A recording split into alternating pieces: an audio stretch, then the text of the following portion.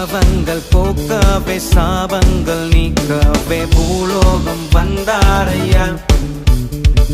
மனிதனை மீட்கவே பரலோகம் திறக்கவே சிலுவை சுமந்தாரையா.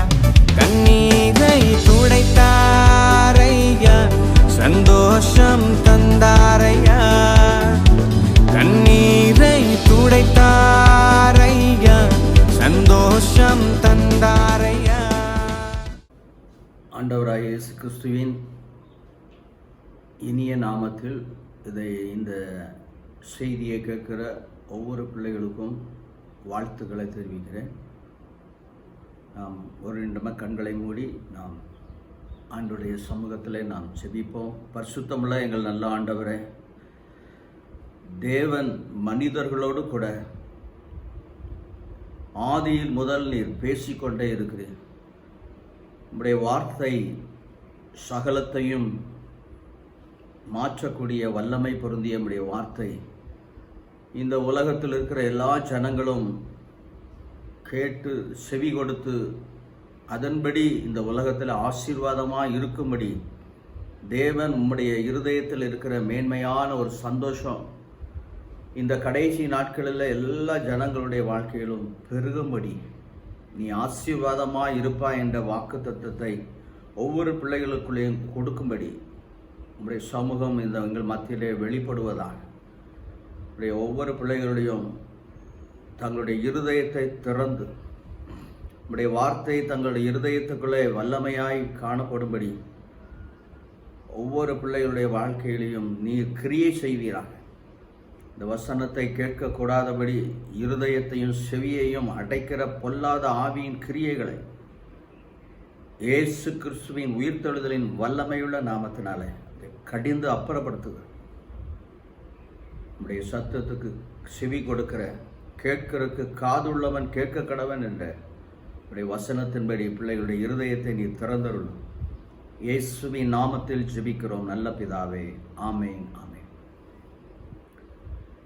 எங்கள் அன்பு தெய்வ பிள்ளைகளை, இந்த நாளிலும் உங்கள் மத்தியில் ஆண்டவருடைய வார்த்தையை பேசும்படி நாம் தெரிந்து கொள்ளப்பட்ட வார்த்தை உபாகமம் புஸ்தகம் 30ஆம் அதிகாரம் 19வது வசனத்தை நாம் எடுத்துக்கொள்வோம்.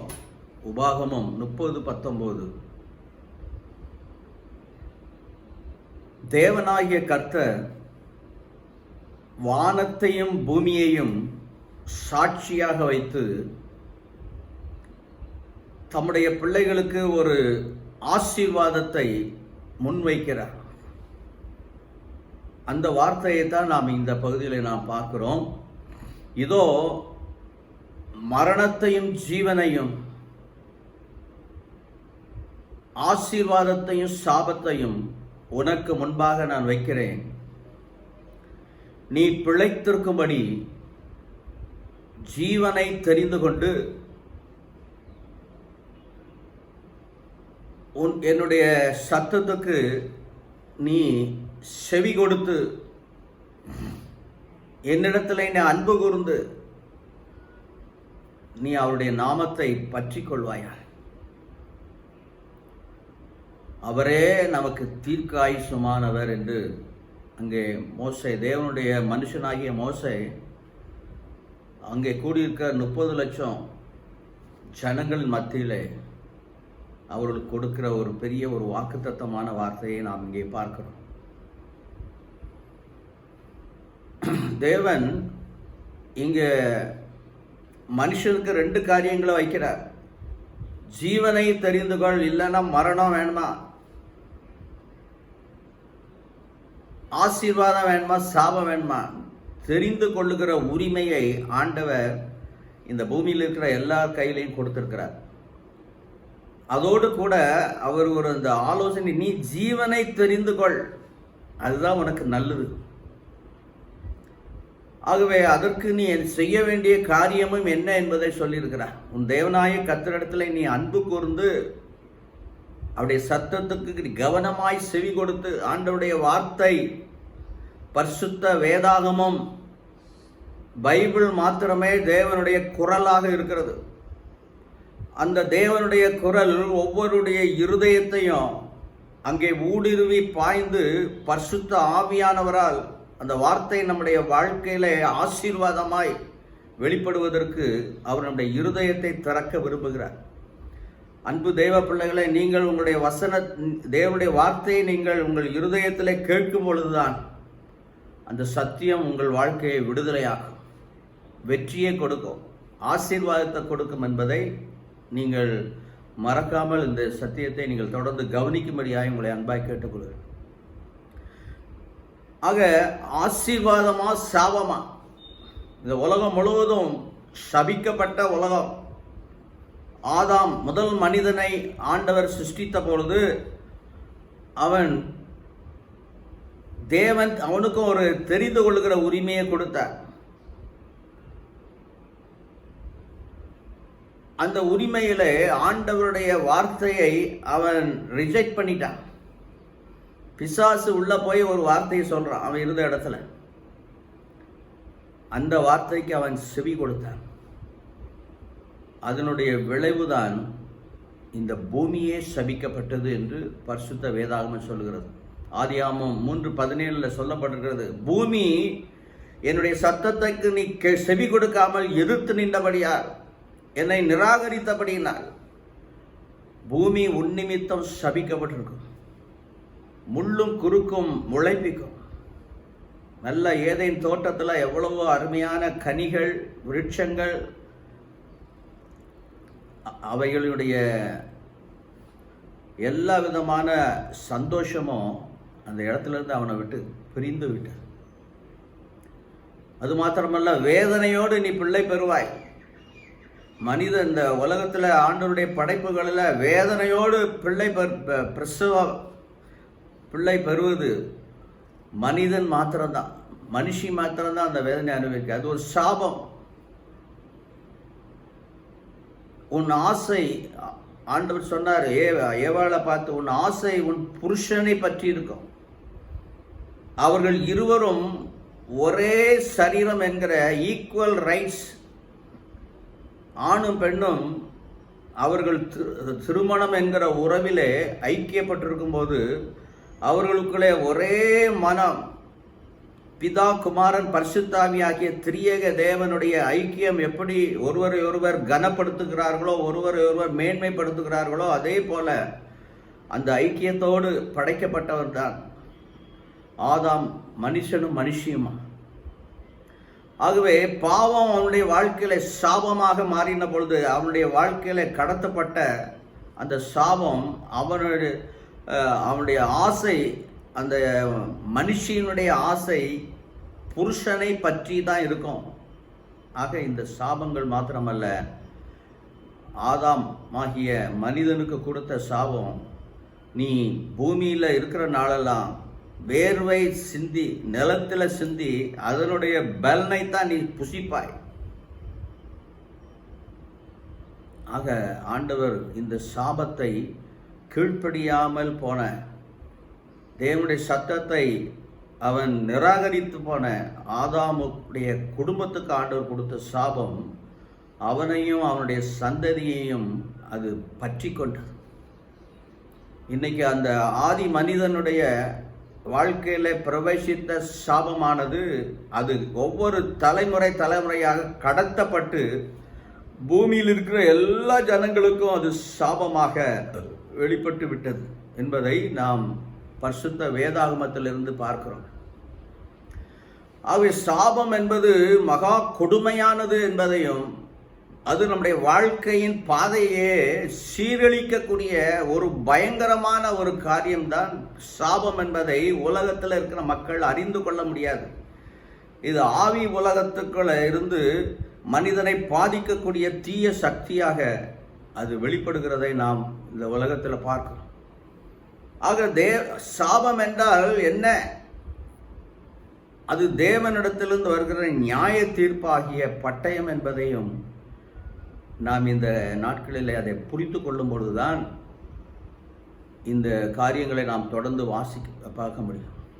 ஒரு அடிமரம், ஒரு மரத்தில் இருக்கிற அடிமரத்தின் வேரிலிருந்து எப்படி கிளை எழுப்பி அந்த கிளை அடிவேரில் இருக்கிற சாரமெல்லாம் அதுக்கு கொடுக்கப்படுகிறதோ, அதே போல பாவம் சாபமாகிய அடிவேரிலிருந்து அவனுடைய பிள்ளைகள் வளர வளர புதிய அதாவது அவன் சந்ததிகளை பெருக பெருக அவருடைய சந்ததி எல்லாவற்றிலும் அந்த சாபம் தொற்றி கொண்டது.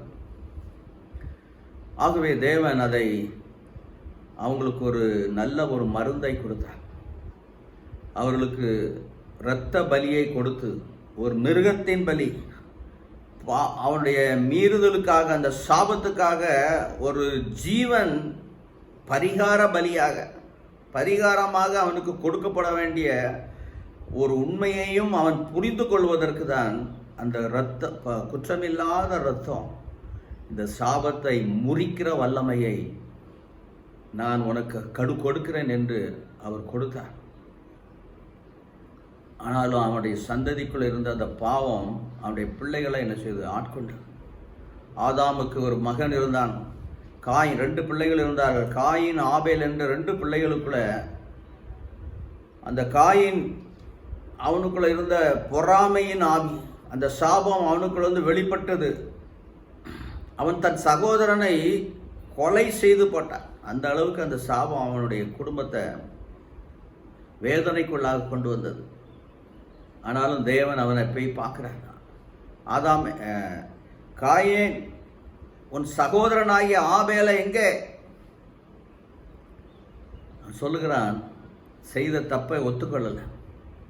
நான் அவனுக்கு காவலாளியோ, அவன் எங்கே போனான்னு எனக்கு தெரியாது. அப்போ சொல்லுகிறார், உன் சகோதரனுடைய ரத்தம் பூமியிலிருந்து என்னை நோக்கி கூப்பிடுகிறது. என் சகோதரன் என்னை கொலை செய்து விட்டான் என்று ரத்தம் பேசி கொண்டிருக்குது. அப்போ இரத்த பலி எதுக்காகனா, ரத்தம் பேசுகிறது.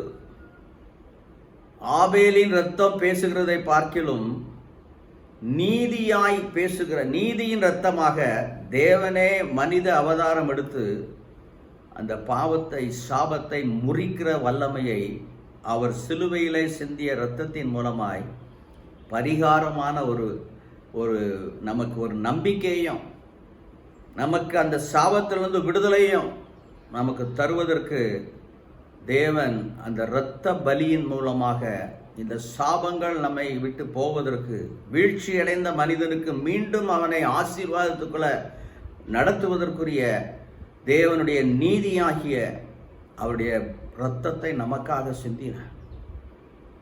ஆகவே தான் கலாத்தியர் 3ஆம் அதிகாரம் 16ஆம் வசனம் சொல்லுகிறது, இயேசு கிறிஸ்து நமக்காக சாபமானார். தேவன் அவருடைய ஜனங்களுக்கு, அழைக்கப்பட்ட பிள்ளைகளுக்கு கொடுத்த அந்த ஆசீர்வாதத்தை ஜனங்களுக்கு தேவன் திரும்பவும் அந்த ஆசீர்வாதமாய் மாறுவதற்கு கிறிஸ்து அவர்களுடைய தேவன் விதித்த கற்பனையாகிய கட்டளைகளை மீறுகிற பாவமாகிய சாபத்துக்குள்ள இருக்கிற ஒவ்வொருவருக்காகவும் அவர் சாபமானார் என்று அந்த வசனம் சொல்கிறது. இந்த ஜனங்களுடைய வாழ்க்கையில அந்த சந்ததிகள் பெருக பெருக ஆண்டவர் ஒரு மனிதர்கள் தேவனை விட்டு பிரிந்து தேவன் அல்லாதவைகளை தங்களுக்கு தெய்வமாக தெரிந்து கொண்டார். நதிக்கு அப்புறத்தில் குடியிருந்த தேராகு என்ற ஒரு மனிதனுடைய ஒரு மகனை ஆண்டவர் பார்க்கும் பொழுது, அவன் வானத்தையும் பூமியும் படைத்த தேவனை அவனுடைய இருதயத்தின் ஆழத்திலிருந்து அவரை அறிந்தான். ஆண்டவர் அவனை கூப்பிட்டார், ஆபிரகாமே, நீ உன் தேசத்தையும் உன் இனத்தையும் உன் தகப்பன் வீட்டையும் விட்டு நான் காண்பிக்கிற இடத்துக்கு போ, நான் அங்கே உன்னை ஆசீர்வதிப்பேன் என்று ஒரு ஆசீர்வாதத்துக்கு என்று அவனை தனியாக பிரித்தெடுத்தார். அது மாத்திரமல்ல, ஆதியாகமம் 12:3 சொல்லப்பட்டிருக்குது, நான் உன்னை ஆசீர்வதிப்பேன், உன் பேரை நான் பெருமைப்படுத்துவேன், நீ ஆசீர்வாதமாக இருப்பாய். உன்னை ஆசீர்வதிக்கிறவர்களை நான் ஆசீர்வதிப்பேன், உன்னை சபிக்கிறவர்களை நான் சபிப்பேன். பூமியில் உள்ள சகல ஜனங்களும் உன் சந்ததிக்குள் ஆசீர்வதிக்கப்படும். இப்போ பூமியில் இருக்கிற எல்லா ஜனங்களுக்கும் இந்த ஒரு மனிதனுடைய கீழ்ப்படிதல், எந்த ஆதாமுடைய மீறுதல் அவனுடைய வாழ்க்கையில சாபமாக மாறினதோ, அதே சந்ததியில் வந்த ஒரு ஆபிரகாமை அவனுடைய கீழ்ப்படிதலை தேவன் நிரூபிக்க அவனை தெரிந்து கொண்டான். ஆக அவனுடைய வாழ்க்கையில பார்க்கிறோம், கர்த்தர் சொன்னபடியே அவன் என்ன செய்தான்? கீழ்ப்படிந்து போகுமிடம் எங்க போகிறோம் என்று தெரியாமலே அவன் புறப்பட்டு போனான். அப்போ அவருடைய கீழ்ப்படிதல் தான். அவரை பின்பற்றி போகிறதுக்கு ஒரு அழைப்பை நாம் பெறும் பொழுது நம்ம தேசத்தையும் பார்க்கக்கூடாது, நமக்கு அருமையான இந்த உலகத்தில் இருக்கிற அன்பின் ஐக்கியங்களை எல்லாம் பார்க்கக்கூடாது, சொத்து சுகத்தெல்லாம் பார்க்காம அவரை மாத்திரம் சார்ந்து கொண்ட ஒரு அவனுடைய இருதயத்துக்குள்ள இருந்த கீழ்ப்படிதல் அங்கே அவனுக்கு ஆசீர்வாதமாய் மாறினது. அது மாத்திரமல்ல, தேவன் அவனுக்கு ஒரு பெரிய பாதுகாப்பின் எல்லையை கொடுத்தார். அவன் வாயின் வார்த்தையிலே யார் உன்னை சபிக்கிறார்களோ அந்த சாபம் உன்னை ஒன்றும் செய்யாது, அவனை நான் சபிப்பேன். ஆனால் ஒருவன் உன்னை ஆசீர்வதிக்கணும்னா நான் அவனை ஒருவன் உன்னை ஆசீர்வதித்தால் நான் அவனை ஆசீர்வதிப்பேன். இதுதான் ஆண்டவர் அவனுக்கு கொடுத்து இந்த பூமியில் இருக்கிற எல்லா ஜனங்களுக்கும் இந்த ஆசீர்வாதம் கடந்து போகும்படியான ஒரு பெரிய திட்டத்தை, ஒரு பிளானை, ரட்சிப்பின் பிளானை, மீட்பின் திட்டத்தை தேவன் ஆபிரகாமின் இடத்திலிருந்து திரும்பவும் தொடங்கினார். ஆகவே அந்த ஆபிரகாமின் பிள்ளைகளுக்கு தேவன் என்ன கொடுத்தாருன்னா, உபாகமம் 1:11 நீ இப்போது இருக்கிறதை காட்டிலும் 1000 மடங்கு அதிகமாகும்படி நான் உன்னை ஆசீர்வதிப்பேன். தேவனுடைய விருப்பம் எப்பொழுதும் ஜனங்கள் ஆசீர்வாதமாக இருக்கணும். அது மாத்திரமல்ல, அவர்களுக்கு உபாகமம் 28ஆம் அதிகாரத்தில் அவர் கற்பனைகளை கொடுத்தார். உனக்கு நன்மை உண்டாகும்படி நான் கொடுக்கிற இந்த கற்பனைகளுக்கு நீங்கள் கீழ்ப்படிந்து நடந்தால் நீ கீழாகாமல் மேலாவாய், நீ நாளுக்கு நாள் உயர்ந்து கொண்டே போவாய், உன் வாழ்க்கையின் தரங்கள் எல்லாமே ஆசீர்வாதமாய் போய்கொண்டே இருக்கும் என்று அவர்களுக்கு கட்டளைகளை, பிரமாணத்தை கொடுத்தார். அது மாத்திரமல்ல, உபாகமம் 28:45 வசனத்தில் நான் பார்க்கிறோம், என் சத்தத்துக்கு நீ செவி கொடுக்காமல் நான் கொடுத்திருக்கிற நியாயமான பிரமாணத்தை, கட்டளையை, சட்டத்தை நீ மீறி உன் வாழ்க்கையில் நீ செயல்பட்டால் நீ அழியும் மட்டும் அந்த சாபம் உன்னை பின்தொடர்ந்து உன்னிலும் உன் சந்ததிக்குள்ளும் அடையாளமாக இருக்கும். ஒரு பயங்கரமான வார்த்தை. நமக்கு எப்போதே ஆசீர்வாதம்னு சொல்லிட்டு இருந்தால் மட்டும்தான் நம்ம இருதயம் சந்தோஷமா இருக்கும். ஆனால் இந்த வார்த்தை நமக்கு நியாய தீர்ப்பின் வார்த்தையாக, இது எச்சரிப்பின் வார்த்தையாக நாம் அதை உணர்ந்து கொள்ள வேண்டும் என்றுதான் அவர்களுக்கு கொடுத்தார். ஆகவே அந்த கற்பனைகளுக்கு மீறி ஜனங்கள் நடக்க சாபம் அந்த குடும்பத்தில் கடத்தப்படுகிறது. ஒவ்வொரு சந்ததிகளுக்குள்ளையும் போய் பூமியில் இருக்கிற சகல ஜனங்களுக்குள்ளும் அந்த சாபம் கடந்து போய் இருக்கிறதை நாம் இந்த உலகத்தில் பார்க்கிறோம். அன்பான தேவ பிள்ளைகள், ஆண்டவருடைய ஆலோசனையை இந்த கால வேளையில் நீங்கள் அதை கவனிக்கும்படி உங்களை அன்பாய் கேட்கிறேன். சாபம் இருக்குது, என் வீட்டில், என் குடும்பத்தில் ஏதோ ஒன்று நடக்குது, அது என்னன்னு தெரியல, காணப்படாத ஒரு தளத்திலிருந்து எனக்கு ஒரு நெருக்கடி வந்துகிட்டே இருக்கு, எங்கேருந்து வருதுன்னே தெரியல. இதுதான் சாபத்தினுடைய விளைவுகள். ராத்திரி பகலும் எனக்கு தூக்கம் வரல, ஏதோ என்ன அழுத்தி கொண்டு இருக்குது, செத்துப்போன்னு சொல்லுது, தற்கொலையின் ஆவி என்ன ஏதோ ஏவி கொண்டே இருக்குது, என்னால் நிம்மதியாக வாழ முடியல. இப்படிப்பட்ட நிலையில் இருக்கிற ஜனங்கள், கோடானு கோடி ஜனங்களை இந்த உலகத்தில் நாம் பார்க்கிறோம். நம்முடைய வீடுகளுக்குள்ளேயும் அப்படிப்பட்ட போராட்டங்களை நாம் சந்திக்கும் பொழுது அந்த அறிகுறிகள் எது என்பதை நாம் இந்த நேரத்தில் நாம் கவனிக்க வேண்டும். நம்முடைய மனதிலையும் நம்முடைய உணர்வுகளிலும் ஒரு நிலை உழைந்த ஒரு நிலைமை, மன அழுத்தங்கள், இவைகளெல்லாம் நம்முடைய வாழ்க்கையில் இருக்குமானால் ஒரு சாபம் செயல்பட்டு கொண்டு இருக்கிறது என்பதை மாதிரி அருமையான தேவ பிள்ளைகளை நீங்கள் உணர்ந்து கொள்ள வேண்டும். இரண்டாவது ஒரு காரியம், பரம்பரையாய் தொடர்ந்து வருகிற அந்த சாபத்தின் வேர் அது வெட்டப்பட வேண்டும். சாபத்திலிருந்து வெட்டப்பட்டு ஆசீர்வாத எல்லைக்குள்ள வர வேண்டும். பிறவி குணம்னு சொல்லுவாங்க. அந்த அந்த சுபாவங்கள் அப்படியே பெற்றோர்களுடைய பாவம் பிள்ளைகளை தொடர்ந்து பிடிக்கும். டாக்டர்கள் கேட்பாங்க, டிபி வியாதி ஒருத்தருக்கு இருந்தால் அவங்க முன்னோர்களுக்கு யாராவது இருந்ததா? மூட்டு வலி, மன அழுத்தம், மனநோய், இவைகளெல்லாம் சந்ததியை தொடர்ந்து வருது. நீங்காத நோய்கள், இவைகளெல்லாம் சாபத்தினுடைய அறிகுறி. மலட்டுத்தன்மை, கருசிதைவு, கர்ப்பமாகி குழந்தை பெறுகிற ஸ்டேஜில் 2வது மாதம் 3வது மாதத்தில் கரு சிதைவு வந்துவிட்டது என்று நாம் கேள்விப்படுகிறோம். இவைகளுக்குள்ளே சாபத்தின் வேறு இருக்கிறதை நாம் இந்த நாட்களில் உணர வேண்டும். தொடர்ந்து எப்போ பார்த்தாலும் பணம் இல்லை, கஷ்டம், நஷ்டம், மனக்குழப்பம், இதை எப்படி செய்கிறது? திகைப்பு, இப்படிப்பட்ட காரியங்கள் நம்முடைய வாழ்க்கையில் இருக்குமானால் சாபம் அதில் இருக்கிறது. அடிக்கடி வருகிற விபத்து, ஆபத்து வந்துக்கிட்டே இருக்குது. ஐயோ இப்படி ஆகிப்போச்சு, இந்த மாதிரி ஒரு காரியங்கள், திகில் ஊட்டக்கூடிய சம்பவங்கள். ஐயோ நல்லா தான் இருந்தாங்க, திடீர்னு தற்கொலை பண்ணி இறந்து போய்விட்டார், அகால மரணம். இப்படிப்பட்ட சம்பவங்களை எல்லாம் நாம் நம்முடைய வாழ்க்கையில், குடும்பங்களுக்குள்ளே, சமுதாயத்தில் காண்பது எல்லாமே சாபம் அங்கே உழந்து கொண்டு இருக்கிறது அந்த குடும்பத்துக்குள்ள. அப்போ இதுக்கு என்னதான் பரிகாரம்? மனுஷன் தேடுகிறான், மந்திரவாதிகிட்ட போகிறான். ஆக அது அடுத்த சாபம்.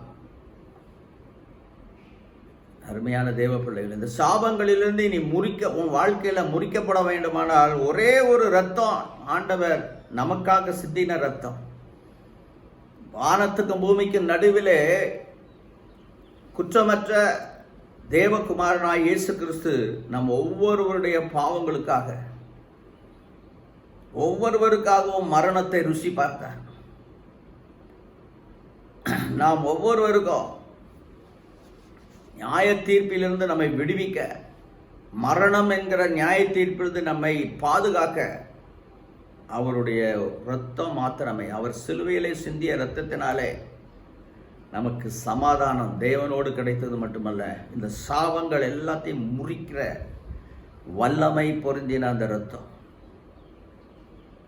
அவர் ஒருவரே வானத்துக்கும் பூமிக்கும் இரட்சகர் என்பதை எந்த ஒரு மனுஷன் அறிந்து, இயேசு கிறிஸ்து சிலுவையிலே அவர் சிந்தின இரத்தம்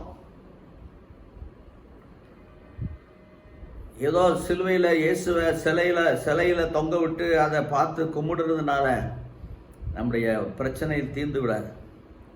அதை பற்றிய அறிவு இல்லாத மக்களை இந்த உலகத்தில் பார்க்கிறோம். அவரை பார்த்து ஏதோ அவருக்காக பரிதவித்து அவரை வணங்குகிற மக்களையும் நாம் பார்க்கிறோம்.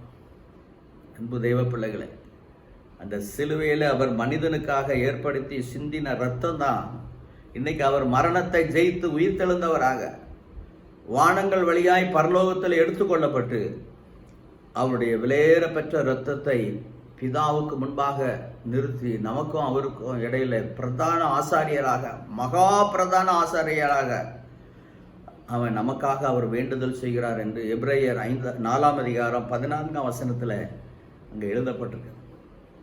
ஆகவே அருமையான தேவ பிள்ளைகள், இந்த சாபங்கள் உங்கள் குடும்பத்தில் காணப்பட்டால் நீங்கள் பயப்பட வேண்டாம். உங்களுக்கு ஒரு நம்பிக்கையும் தேவன் உலக தோற்றத்துக்கு முன்பே குறிக்கப்பட்டவராய் இந்த கடைசி நாட்களிலே வெளிப்பட்ட ஆண்டவராய் இயேசு கிறிஸ்துவை, அவரை நீங்கள் விசுவாசிப்பதிலையும், அந்த அன்பின் விசுவாசம், அதாவது விசுவாசம் என்பது அதற்கு கீழ்ப்படிதல், உங்கள் இருதயத்தை அதுக்கு ஒப்பு கொடுத்து, ஆண்டவரே எனக்கு மன்னியும், என்னை பின்தொடருகிற சாப கட்டுகளிலிருந்து என்னை விடுவியும், உம்முடைய விலையேற பெற்ற இரத்தம் எனக்காக சிந்தப்பட்டதை நான் விசுவாசிக்கிறேன் என்ற ஒரு அன்பின் கீழ்ப்படிதலும் அந்த விசுவாசத்தில் அன்பினால் கிரியை செய்கிற அந்த விசுவாசம் தான் நமக்கு பிரயோஜனமானது. ஆகவே நீங்கள் உங்களுடைய இருதயத்தை அப்படி ஆண்டவருக்கு ஒப்பு கொடுக்கும்போது ஆண்டவர் அந்த சாப கட்டுக்குள்ள உங்களை விடுவிக்கிறார். இயேசுவின் இரத்தம் அந்த சாபத்தின் மேல் தெளிக்கிறேன் என்று உங்கள் வாயினால் அறிக்கை செய்யும் பொழுது அந்த வாயின் அறிக்கையானது உண்மையான மனஸ்தாபத்திலிருந்து அதை வெளிவரும் பொழுது தேவன் நம்மை அந்த சாப கட்டுக்குள் விடுவிக்கிறவராக இருக்கிறார். ஆகவே தான் இந்த நாட்களில் சாபத்தின் கட்டுகள் எதனால அந்த சாபம் வருகிறது என்பதை பிரதானமான காரியங்களை குறித்து நாம் இந்த வேளையில நாம் கொஞ்ச நேரம் தியானிக்க போறோம். சாபங்களில் மிக மோசமான சாபம் என்னன்னா விக்கிரக ஆராதனையின் சாபம். தேவனால அதை சகிக்க முடியாத ஒரு காரியம். தேவன் மகா பரிசுத்தர், தேவன் சர்வ வல்லமையுள்ள ஆண்டவர், அவர் ஜீவாதிபதி, நீதிபரரான கர்த்தர். அப்போ சர்வத்திலும் அவர் வியாபித்திருக்கிறவர். எங்கிலும் அவருடைய பிரசன்னத்தை அவர் கொடுக்க முடியும். சிருஷ்டி கர்த்தர், தம்முடைய படைப்புகளை அவர் நேசிக்கிறவர், கருணை உள்ளவர், இரக்கமுள்ளவர், அன்புள்ளவர். ஆகவே அவர் ஒருவரே, அவர் திருமணமாகி நிறைய குழந்தைகளை பெற்று இந்த உலகத்தில் தெய்வ குழந்தைகளை எல்லாம் உண்டாக்குகிறவர் அல்ல. அவர் ஒருவரே கர்த்தர் என்கிற அந்த நாமத்தை நல்லா கவனிங்க. அந்த அவருடைய நாமத்தை அழிந்து போகிற மனிதர்களுக்கு வைக்கிறார்களே, அது தேவனை கேவலப்படுத்துகிற, அவரை அவமானப்படுத்துகிற, இழிவுபடுத்துகிற ஒரு செயல்தான் விக்கிரக ஆராதனையினுடைய அடையாளம். ஏன் மனிதன் அவைகளை தெரிந்து கொண்டான் என்பதை நாம் பார்க்கும் பொழுது மனுஷனுக்குள்ள இருக்கிற தீராத ஒரு ஆவல் என்னன்னா, எனக்கு ஒரு வல்லமை வேணும், இன்னும் நிறைய காரியங்களை அறிந்து கொள்ளணும். இந்த ரெண்டு ஆவலும் மனிதனுடைய வாழ்க்கைக்குள்ள அப்படியே ஒரு பொங்கிக் கொண்டே இருப்பது. அவனுடைய சாயல், பிறப்பின் சாயல், தேவ ஆவியின் சாயல் அவனுக்குள்ள இருந்ததுனால அது முற்றிலும் அழிந்து போகவில்லை. ஆனால் அந்த ஆவல் நல்லதுதான். ஆனால் சாபத்திலிருந்து வெளிவராமலே அவன் என்ன செய்கிறான்? அந்த வல்லமையை தேடும்போது இந்த உலகத்தில் சூனியம், மந்திரம், அதன் மூலமாக பலவிதமான காரியங்களை மனிதனுக்குள்ளே சத்துரு புகுத்து பொல்லாங்கனுக்குள்ள கிடக்கிற இந்த உலகம் முழுவதும் பொல்லாங்கனுக்குள்ள கிடக்கிறது. அவனுடைய கிரியைகள் அழிக்கப்படும்படி தான் தேவன் இந்த பூமிக்கு மனுஷனாக வெளிப்பட்டார். ஆனால் அதை அந்த சத்தியத்தை அறியாத ஜனங்களுடைய இருதயத்துக்குள்ளே அவன் இப்படிப்பட்ட காரியங்களை உருவாக்கி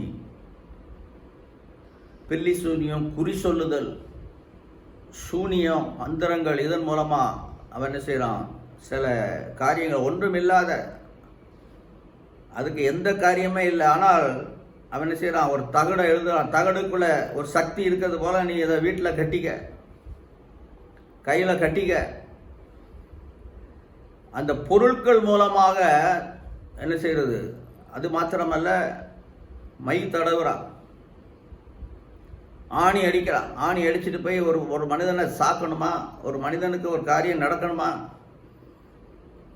இப்படி அந்த சக்திகள், தீய ஆவிகளை தன் வசப்படுத்தி கொண்டு அதன் மூலமாக பொருட்கள் மூலமா ஆணி அடிக்கிறான். 108 மந்திரம் சொல்றான். சொல்லும்போது தீய ஆவிகள் அவனுக்குள்ள இருந்து என்ன செய்யுது? அவன் சொல்லுகிற காரியங்கள் எல்லாத்துக்கும் அது கீழ்ப்படிந்து ஏற்கனவே சாபத்தின் வாழ்க்கைக்குள்ள இருக்கிற ஜனங்களை அது என்ன செய்யுது? போய் கடத்துகிறது. ஆகவே இந்த காரியங்கள் வல்லமை கிடைக்கிறதுங்கிறத உணர்ந்து அறிந்து அதுக்குள்ள மனுஷனுடைய தன்னுடைய இருதயத்தை ஈடுபடுத்தும் போது அது முழு உலகத்துக்குள்ள ஒரு வல்லமை வெளிப்படுகிறதை கண்டு ஜனங்கள் என்ன செய்யறாங்க? நடுக்கிறாங்க. அறிவுபூர்வம் அஸ்ட்ராலஜியை கணிச்சாலே என்ன நடக்குங்கிறத சொல்ல முடியும். ஆகவே ஜாதகம், மீடியம், சகுனம் பார்க்கறது, கயிறாக பார்க்கறது, இதெல்லாம் பார்த்தா அவனுடைய எதிர்காலத்தை பற்றிய செய்திகள்.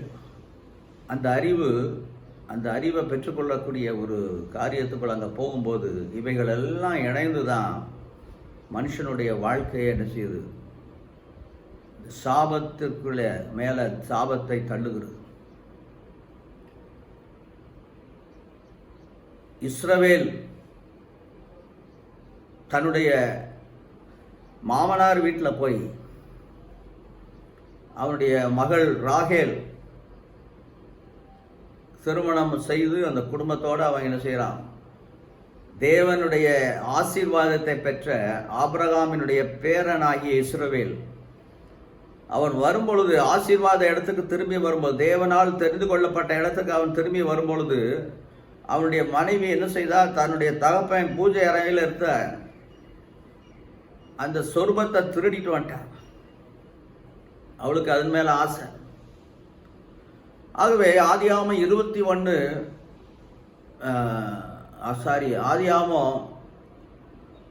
31ஆம் அதிகாரத்தில்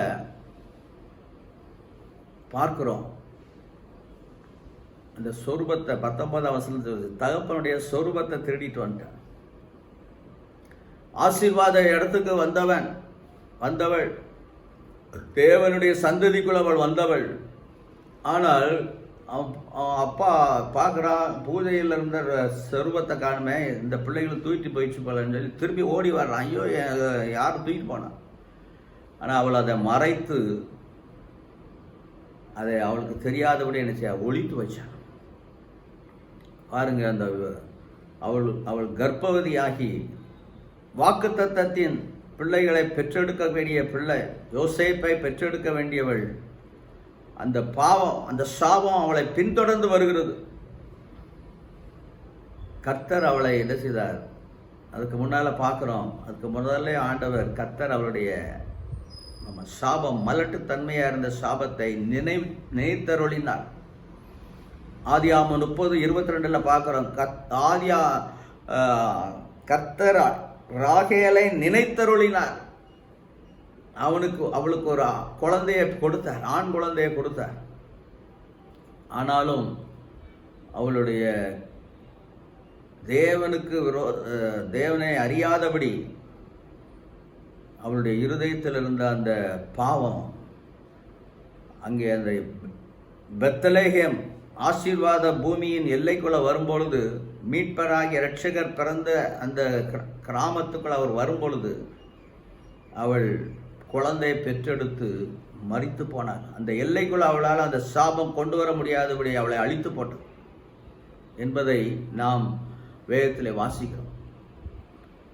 ஆகவேதான் இப்படிப்பட்ட காரியங்கள் மனிதனுடைய வாழ்க்கையில் அந்த இஸ்ரவேலுடைய குடும்பத்தில் யாக்கோபின் பெயரை ஆண்டவர் இஸ்ரவேல் என்று மாற்றினார்.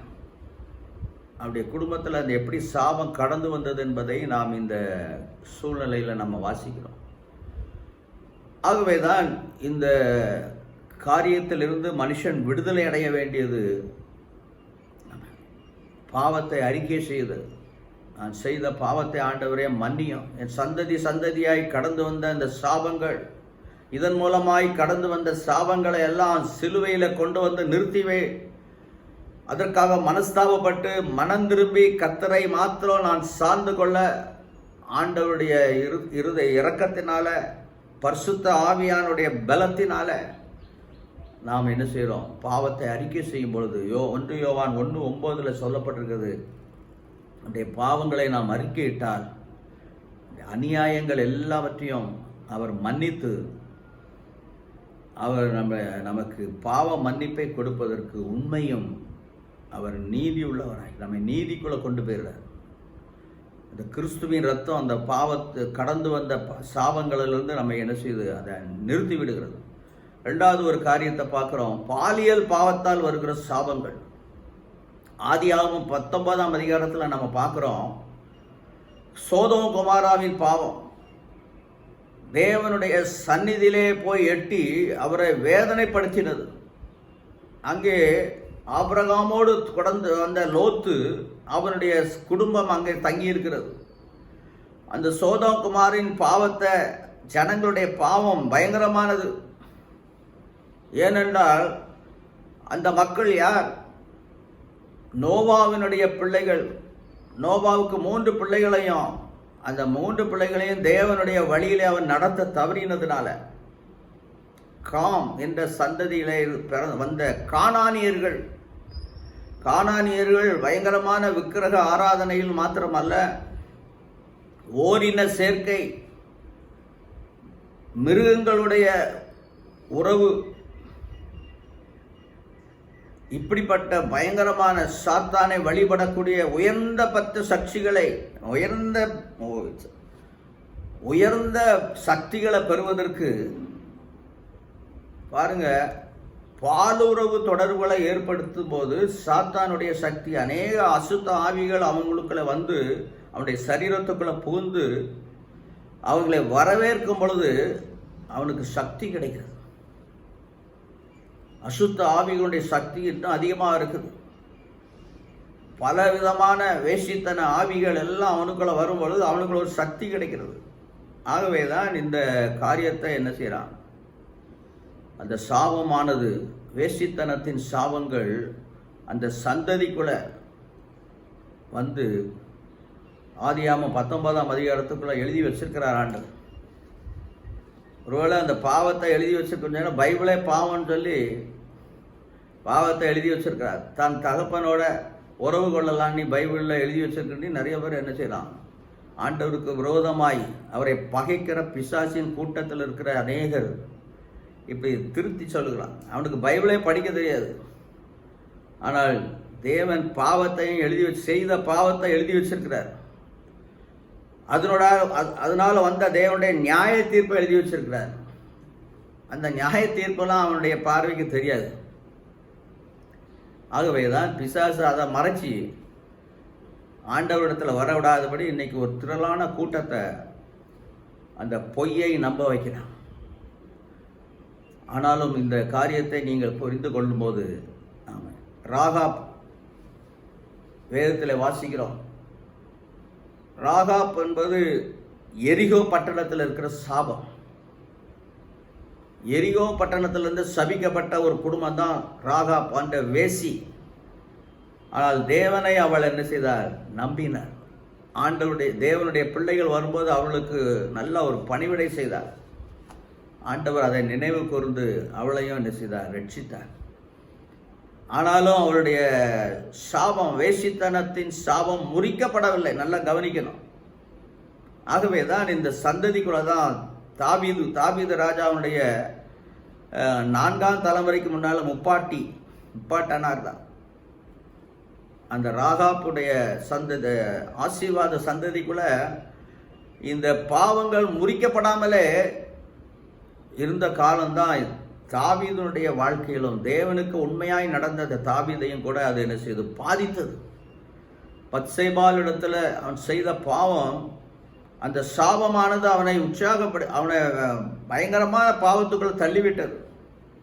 ஆனாலும் சங்கீதம் 51 எழுதி ஆண்டவரிடத்தில் கண்ணீர் விட்டு கதறினான், தன்னுடைய பாவத்தை மன்னியும், அப்படி பரிசுத்த ஆவியை என்னிடத்தில் எடுத்துக்கொள்ளாதே, இனி நான் அந்த பாவத்துக்குள்ள. ஆகவே பாவம் சாபங்கிறது எப்போ வேணாலும் என்ன செய்யும்? மனுஷனை பிடிச்சிடும். ஒரு 5 வயது பிள்ளை அந்த டிவியில் ஓடிக்கொண்டிருக்கிற அந்த பாலியல் சம்பந்தமான காட்சிகளை ஓடிக்கொண்டிருக்கும், அதை தொட்ட உடனே, அந்த டிவியை தொட்ட உடனே அந்த அசுத்த ஆவி, வேசித்தன ஆவி அந்த குழந்தைய என்ன செய்யுது? பற்றி விட்டது என்ற ஒரு செய்தியை நான் கேட்டிருக்கிறேன். ஆகவே இப்படித்தான் சாத்தானுடைய கிரியைகள் வந்து இந்த சாபம் கடைசியில் பார்த்தீங்கன்னா தாவீதுனுடைய வாழ்க்கையில் அவன் நீதிமானாய் நடந்த போதிலும் அவனுடைய மகன் சாலமோனால் அவனால் வாழ முடியல. தேவன் அவனை எவ்வளோதான் ஆசீர்வதித்து அவனை கொண்டு வந்தாலும் கடைசியில் அவன் அந்நிய தேவதைகளை வழிபடுகிற பெண்களின் மேல் ஆசை வைத்து அவர்கள் அந்த விக்கிரகங்களுக்கு நேராக அவனுடைய இருதயத்தை திருப்பினார்கள். ஆக அவனுடைய வாழ்க்கையில் இந்த சாபங்கள் வந்து இன்னைக்கு தாவீதுக்கு பின் வந்த எல்லா ராஜாக்களுக்குள்ளேயும் அந்த முறிக்கப்படாத சாபம் இருந்தபடியால் நம்ம ராஜாக்கள் புஸ்தகத்தில் வாசிக்கிறோம், அவங்க முழுமையாய் தேவனிடத்தில் வர முடியல. அதற்கு மாறாக தேவனுடைய சத்தத்தை கேட்கிறதுக்கு பதிலாக இஸ்ரவேல் தேசத்தில் விக்கிரகங்கள், பாகால் விக்கிரகங்கள், அந்நிய தேவதைகளில் எல்லாம் அங்கே பலிபீடங்களை கட்டி தேவனுக்கு கோபத்தை உண்டாக்கினார்கள் என்று பார்க்கிறோம். அருமையான தேவ பிள்ளைகளை, இப்படிப்பட்ட சாபங்கள், அந்த வேசித்தனத்தின் ஆவிகள் வரும்பொழுது நாம் அதிலிருந்து விடுவிக்கப்பட நாம் இயேசு கிறிஸ்துவுடைய இரத்தத்துக்குள்ள நாம் போக வேண்டும். அடுத்தபடியாக தனக்குத்தானே விடுகிற சாபம். நீதிமொழிகள் 18:24-21 பார்க்குறோம், மரணமும் ஜீவனும் நாவின் அதிகாரத்தில் இருக்குது. நம்முடைய வார்த்தையின் அதிகாரத்துக்குள்ள தான் மரணமும் ஜீவனும் இருக்குது. அநேகர் தனக்குத்தானே இந்த சாபத்துக்குள்ள இருக்கிற அநேக பிள்ளைகள் குடும்பத்தில் பெற்றோர்கள் மூலமாய் வருகிற மன அழுத்தங்கள், அவர்களுடைய வாழ்க்கையில் இருக்கிற வேதனையான காரியங்களை பிள்ளைகள் உணர்ந்து அவர்களுடைய இருதயத்துக்குள்ள என்ன செய்யறாங்க, ஒரு வேதனைகளை, மன அழுத்தங்கள், மனதுக்குள்ள ஒரு பல போராட்டத்துக்குள்ள போகும்போது அந்த பிள்ளைகளுடைய வாழ்க்கை சத்துரு என்ன செய்கிறான், அந்த சாபத்தை கொண்டு வந்து அதை அழிக்க பார்க்குறான். இப்போ அந்த பிள்ளைகள் தன்னை அறியாமலே சொல்லிடுது, நான் இந்த உலகத்தில் பிறந்ததே சாபம், நான் பிறந்திருக்கக்கூடாது. தனக்கு தானே சாபங்களை விட்டு கொள்ளுகிற அநேக பிள்ளைகளை இந்த உலகத்தில் பார்க்குறோம். வாலிப பிள்ளைகள், பாதிக்கப்பட்ட, பலவிதமான சூழ்நிலையில் பாதிக்கப்பட்ட பிள்ளைகள் இந்த எதிர்மறையான அறிக்கையை நான் செய்தது தப்பு தான், ஏன்னா நான் தேவனுடைய சாயலை படைக்கப்பட்டவன், நான் தேவனுடைய பிள்ளை, தேவனுக்காக வாழக்கூடியவன் என்று சொல்லி அந்த பிள்ளைகளுக்குள்ள ஒரு மனமாறுதல் வரும்பொழுது அந்த தவறான அறிக்கையை சரியான அறிக்கையாய், நான் இந்த சாபத்துக்குள்ள இருக்க வேண்டிய அவசியம் இல்லை, கிறிஸ்து எனக்காக சாபமானார், ஆகவே என்னுடைய பெற்றோர்கள் மூலமாய் வந்த சாபம் என்னை பின்தொடரக்கூடாது, அதை இயேசு கிறிஸ்துவுடைய வல்லமையுள்ள இரத்தத்தினால அந்த தொடர்பை நான் கட் பண்ணுகிறேன். அந்த உரிமையை எடுத்துக்கொள்ளும் பொழுது, தேவனுக்குள் இருக்கிற அந்த உரிமையை, ஆசீர்வாத உரிமையை எடுத்துக்கொள்ளும் போது சாபத்தின் வேர் உடைக்கப்படுகிறது. இப்படிப்பட்ட ஒரு சம்பவத்தில் நான் ஒரு வாலிப பிள்ளை பாதிக்கப்பட்டதை, அந்த பிள்ளைக்குள்ள முகமெல்லாம் அப்படியே பைத்தியம் பிடிச்சது போல அழைத்து வந்தார். இந்த சத்தியத்தை சொன்ன உடனே அவருடைய முகத்தில் ஒரு பெரிய வெளிச்சம் பிரகாசித்தது. உடனே விடுதலை அடைந்தார். பெற்றோர்கள் பார்த்த உடனே சந்தோஷப்பட்டாங்க, என்னதான் இவ்வளவு தூரத்துக்கு மாறிவிட்டார். அப்போ இந்த ரகசியம் அதுதான், இயேசு கிறிஸ்துவுக்குள்ளாக தன்னுடைய இருதயத்தை ஒப்பு கொடுத்து சாபத்தின் வேரை உடைத்த பொழுது பின்பு அவர்களுக்கு ஆலோசனை சொல்லி அவங்களுடைய வாழ்க்கையில் இருக்கிற காரியங்களை சொன்ன பொழுது அவர்கள் ஏற்றுக்கொண்டார். அன்பு தெய்வ பிள்ளைகளே, இப்படி தொடர்ந்து நிறைய சாபங்கள் அதை தாண்டி வருகிறோம். நிலத்தின் மேல் விழுந்த சாபம், எத்தனையோ விதமான இயேசு கிறிஸ்துவின் இரத்தம் அந்த சாபத்தில், அந்த நிலத்தில் நாம் தெளிக்கிறோம். பூமி உன் நிமித்தம் சபிக்கப்பட்டது என்று சொன்னதுக்கு காரணம் என்ன? அங்கே கீழ்ப்படியாத சாபம். ஆகவே இந்த காரியங்கள் எல்லாம் நம்முடைய குடும்பத்தில், நம்முடைய தொழிலில், நம்முடைய வியாபாரத்தில், நம்முடைய பயிர் வகைகளுக்குள்ளே இருக்கிற சாபங்களை இயேசு கிறிஸ்துவின் இரத்தத்துக்குள்ளே அதை தெளித்து அந்த சாபங்களை முறித்து ஜெபிக்கும் பொழுது நம்முடைய குடும்பத்தில் நல்ல ஒரு விளைச்சலை நாம் பார்க்க முடியும். இரத்தம் சிந்துவதால் வருகிற சாபங்கள், அதுதான் ஆதியாகமம் 4ஆம் அதிகாரத்தில் 10-12 வசனங்களுக்குள்ளே நான் பார்க்கும்போது அந்த காயினுடைய வாழ்க்கையில் இருந்த சாபங்களை நான் பார்க்குறோம். ரத்தம் சிந்துதல், இன்னைக்கு நம்முடைய முன்னோர்கள் ஒருவேளை ரத்தம் சிந்துதலை, கொலை, இப்படிப்பட்ட பாவத்துக்குள்ளே இருந்தாங்கன்னா அது நம்முடைய பிள்ளைகளையும் கூட என்ன செய்யும், சந்ததிக்குள்ளே கடந்து வருகிறோம். அதை இயேசு கிறிஸ்துவின் ரத்தத்தில் அதை உடைக்கும் பொழுது, பாவத்தை அறிக்கை செய்து அதன் மூலம் வந்த சட்ட உரிமையை உடைக்கும் பொழுது, உடைத்தால் மட்டும் போதாது, ஒவ்வொரு நாளும் அந்த பிசாசை துரத்தணும்.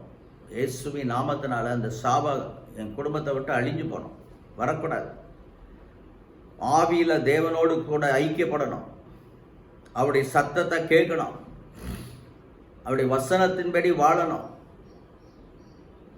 விசுவாசத்தை அறிக்கை செய்யணும். ஆண்டவர் மேல் இருக்கிற விசுவாசத்தை ஒவ்வொரு நாளும் வாயை திறந்து அறிக்கை செய்யணும். தேவன் நீதிபரர், அவர் எனக்காக யாவையும் செய்து முடிப்பார்.